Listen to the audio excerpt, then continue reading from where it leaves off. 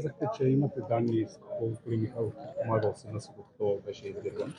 Тези данни, както и още данни, които касаят дейности на други магистрати. Впрочем, един от тях е заместник-окръжния прокурор на Кърджали, а другите от тях са хора, които протичат, ще кажа, по материалите събрани в рамките на работата по така наречения случай 8-те бюджетата. Всички тези материали за всички тези магистрати заминават с писма, подписани от мен, до Висшия съдебен съвет, до инспектората на Висшия съдебен съвет, до министъра на правосъдието и до изпълняващия функциите главен прокурор, защото за голяма част от тях се касае до прокурори, има, разбира се, и други магистрати.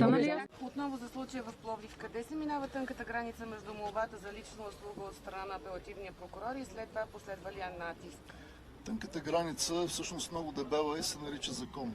Този закон е еднакъв за всички, всеки трябва да го уважава, особено много трябва да го уважават магистратите, защото те трябва да го познават и прилагат.